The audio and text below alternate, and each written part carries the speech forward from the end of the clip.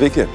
Štai jau yra ir Liepos pabaiga. Vis tiek turiu Jums keletą žinių pasakyti, papasakoti apie kai kurios įvykius, kurie, aš manau, yra svarbus ir jų reikšmė, tiesą sakant, Lietuvai, sakyčiau taip, yra tikrai didžiulė. Pirmiausia, praeitą savaitę jau prasidėjo dėrybos atitinkamoje užsienio politikos darbo grupėje ir tarp ekspertų apie 21 sankcijų paketą. Tikrai, mes kalbame ir apie 21, kalbėsim ir apie 24 ir 7 greičiausiai, kadangi valstybės narės turi skirtingus interesus. Štai kas darosi su 21 paketu. Graikija, kuri turi tikrai labai senas laivybos tradicijas, yra stiprios kompanijos, yra tam tikri oligarchai netgi, sakykime taip, kurie valdo didžiulius tankerių ir laivų kiekius, nenori jokių žingsnių prieš, sakykime taip, tuos laivus, kurie tarnauja Rusijai su vadinamu šešėliniu laivynu. Pervežamos dujos, pervežama nafta ir taip toliau. Kągi, graikai surado, kaip, reiškia, blokuoti dėl ekonominių priežasčių. Paaiškinti kodėl, tai, kaip sakant, Graikijai svarbu ekonomika, vadinamoji ekonomika, kitiems svarbus saugumas, bet čia, kaip sakant, galai nesusieina. Bulgarija jau pasakė, kad patriarcho Kirilo neįtrauks į sankcionuotų narių sąrašą, bet pats įdomiausias dalykas, mano manymu, parėjo iš Austrijos, kuri, kaip žinia, Austrijos didžiausias komercinis bankas, Raiffeisen, ilgas, kaip sakant, turi veiklos tradicijas Rusijoje, dešimtmečius veikiantis bankas, jis yra įklimpęs, apie 2,4 milijardo aktyvų yra, sakykime taip, užšaldyta iš Rusijos vyriausybės pusės ir rusai grasina, kad jie neatiduos. Beje, Austrai turi Olego Deripaskos užšaldyto turto už 2,1 milijardą eurų, jie siūlo mainus, rusai nesutinka ir kągi, Austrai pasiūlė, kad ES kompensuotų Raiffeiseno nuostolius. Ar Raiffeisenas pasidalino su savo milijardiniais pelnais? Ar jis iš tikrųjų bandė išeiti iš Rusijos laiku, netgi po 14 metų ir po 22 metų pasiliko, uždirbinėjo juodus pinigėlius, ar ne, dabar panorėjo. Bet turim, ką turim. Ir reikia pasakyti, kad iki dar 22 dieną bus kitas užsienio reikalų ministrų susitikimas, bus bandoma rasti kažkokį tai kompromisą, bet nieko gero.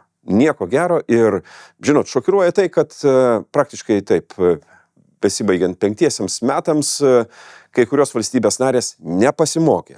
Jos toliau žaidžia savo labai ribotus ekonominius žaidimus ir nenori priimti bendrų sprendimų. Nepamirškime, tarp kitko, mes šitų dalykų. Kai ateis paprašyti pas mus kokių nors bendrų solidarumų, taip vadinamų grindžiamų sprendimų. Rasime, ką pasakyti. Ir privalome pasakyti, nes kitaip nieko nebus. Šią savaitę prasidėjo, sakykime taip, tarp institucinės vadinamas trialogas, dėrybos dėl karinio mobilumo. Super svarbus dalykas mums, ar ne? Nes žinome, kad mes neturime pakankamai pajėgų, alijansas, iš esmės NATO turi atvykti laiku.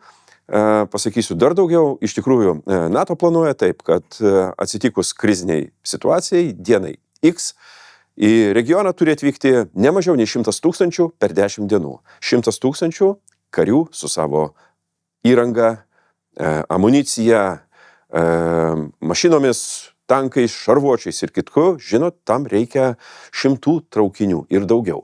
Organizuoti visą tai, išduoti leidimus, aš jau nekalbu apie infrastruktūros įrengimą, tikrai užima laiko. Dėrybos nebus matyti lengvos, nes įsiskyrimas yra ties keliais dalykais, pavyzdžiui, kur skelbti tą nepaprastąją padėtį. Tam tikrome regione, kur atsiranda krizinė situacija, ar visoje Europos Sąjungoje. Kas turi kompensuoti, pavyzdžiui, transporto priemonės nusavintas iš privačių vežėjų ir naudojamų kariniam mobilumui užtikrinti, nes atsitinka visko. Yra daug techninių klausimų, čia iš tikrųjų labai techniškas klausimas, labai finansiškas klausimas, bet aš labai tikiuosi, kad gera valia visus sujungs ir mes rasime sprendimą dar šiais metais, nes vėluoti tikrai negalime. Šią savaitę, antradienį, teko didžiulę garbę dalyvauti Paryžiuje Bastilijos dienos paėmimo proga parade, karinėme parade pačioje Paryžiaus širdyje. Tai buvo mūsų prancūzų kolegų pakvietimas atvykti, pastebėti, dalyvauti, susipažinti ir iš tikrųjų įspūdžiai yra labai geri. Kas išskyrė šių metų karinį paradą, tai partnerių dalyvavimas. Nes, kaip taisyklė, Prancūzija jau tradiciškai, kone 100 metų ir daugiau, rengia tokį karinį paradą, rodo savo karinės pajėgas, didžiuojasi, iš tikrųjų daug aplodismentų, daug padrasinimų, daug padėkos kariškiams, bet šį kartą dalyvavo ir kitų, kone 20 partnerių karinės pajėgos. Lietuviai buvo Lietuvos garbės sargybos kuopa, taip pat buvo gražiai pristatyta ir ją matė visi. Dalyvavo ir ukrainiečiai, netgi prezidentas Zelenskis nubraukė ašarą, matydamas pirmą sykį Eliziejaus laukais žygiuojančius Ukrainos karius.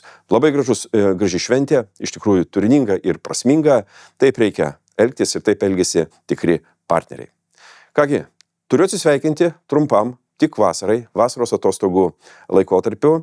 Linkiu Jums gražios vasaros, atsipūskim, pailsėkim, nepamirškime, kad tie darbai, kurių nepabaigėm, turi būti padaryti, bet šiek tiek reikia ir atsipūsti, kad rudeniop sugrįžtumėm su nauja energija, naujom idėjom, naujais darbais ir žinoma, apie juos aš Jūs visada informuosiu. Kągi, gražios vasaros ir iki.